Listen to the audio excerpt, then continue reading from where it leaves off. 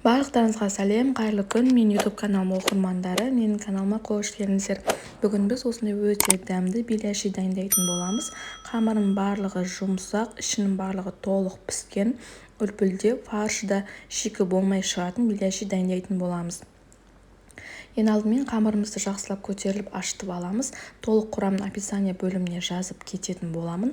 Міне қамырымыз 30 минутта осындай 2 есе болып көтеріліп шықты.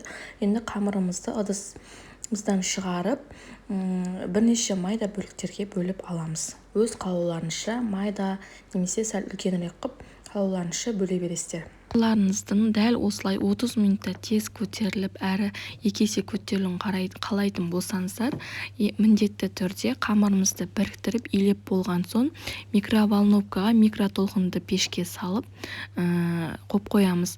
Оны ысытудың қажеті жоқ, тек қана бетін жақсылап жауып, сол пешканың ішіне сап қойсаңыздар, 30-35 минуттың ішінде тез көтеріліп шығады. Енді фаршын дайындаймыз. Мен фаршты аз ғана қуырып алдым. Оның үстіне туралған пияз, бұрыш, тұз, дәміне қарай өздеріңіздің қалауларыңызша дәмдеуіштерді қоса береміз. Енді кезекте қамырымызды алып, фаршын дайындап болған соң дәл осылай қолдың көмегімен басып шығамыз. Оқтаумен жаюдың қажеті жоқ. Қамырымыз жұмсақ болғандықтан осылай өте оңай қолмен жайыла береді. Қамырымызды жай формасына келтіріп болған соң ішіне салмамызды салып, видеода көрсетілгендей етіп түйіп шығамыз.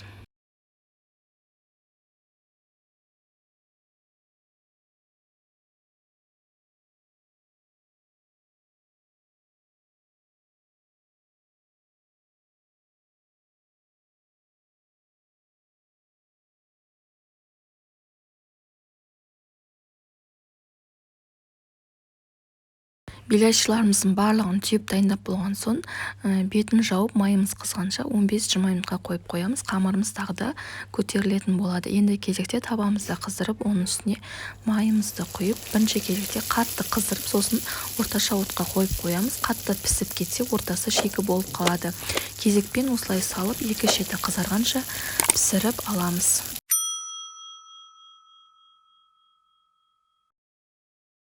Міне біздің беляшиларымыз дайын болып шықты, өте дәмді болып шығады.